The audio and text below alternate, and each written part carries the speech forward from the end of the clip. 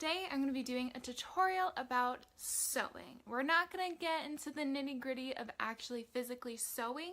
I'm going to show you guys what it takes leading up to sewing, picking out the pattern, picking out the fabric, how to use the pattern, how to manipulate the fabric, and things like that to be able to get to the sewing part. So the first thing that you want to do is figure out what you want to sew. I decided to sew a dress for my friend Katie just because it's something easy, and it's easier to make something for somebody else because you can put it on them and pin them and have them be your own dress form. So that makes it a lot easier than doing it on yourself. We decided to do the McCall's pattern. We went with dress C with the double Z sizing because that's basically my size and Katie's size. So I can use this pattern again for myself if I wanted to make something, which makes it a lot easier. So when picking out the pattern that you want, there's different books that you can look at. There's usually a table at Joann's at least, that you can browse through styles and find the dress or item that you wanted to sew. Typically they have a bunch of different styles. I guess it depends on the Joann's that you go to. So you locate the number on the pattern, you go to the drawers where it says the patterns, and you find the number. They're not always in the right place, so you just kind of gotta look around, but they'll be marked by brand. Most important thing about a pattern is that you need something to sew. I usually sew with cotton just because it's easier for me personally. Silks and other fabrics like that are slippery and time consuming, and I wanted to make this real quick. I wanted to make it comfy, make it versatile for Katie.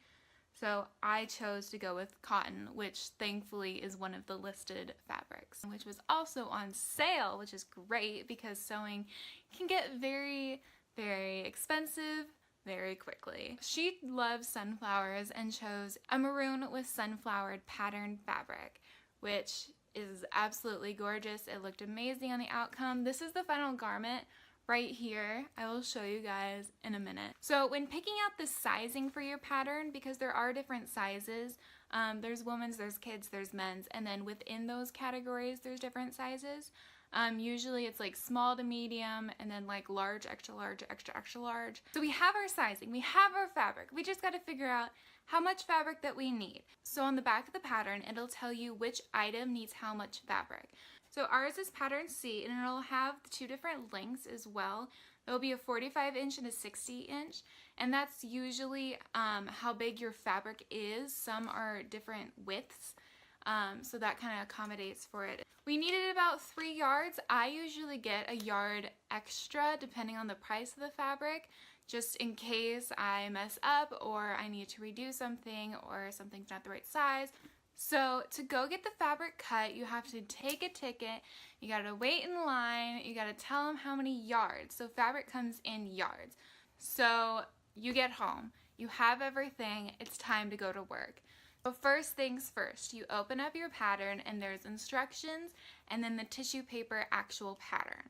So you look at the instructions first and you take a highlighter, and I mark everything that applies to my specific pattern piece.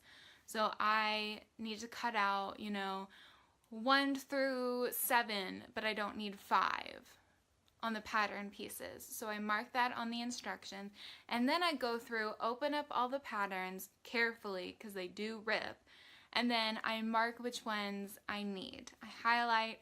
Highlighter is your best friend when it comes to organizing sewing because this is the hardest part of sewing, not the physical sewing part. This mapping out what you're going to sew and the best way to lay it out on your fabric and use the least amount of fabric that you need, but also getting all the fabric in the right places and on the right folds and things like that is the hardest part of sewing. Pre-planning is the absolute hardest part. And it's better to make something bigger than smaller and have to add fabric to it because that's just a hassle. You need to look at the pattern pieces and see, do you need to cut it on the fold? Do you need to cut 1, cut 2? Is this fabric that you're cutting or is it elastic? Do you need interfacing? Anything else that the pattern pieces tell you to do before you start cutting the fabric. So I pin all my pattern pieces to my fabric.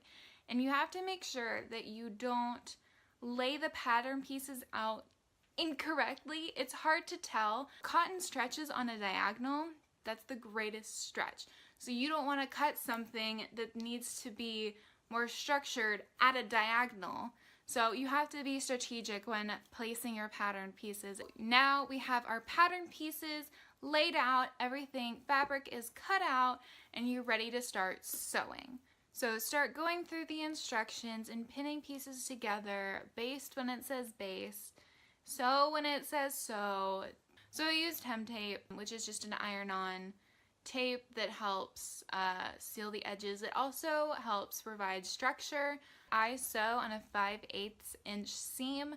It's usually marked on the sewing machine depending on your sewing machine, but you need to make sure that you have your thread and your bobbin all full and ready to go and placed correctly, and then you're ready to sew.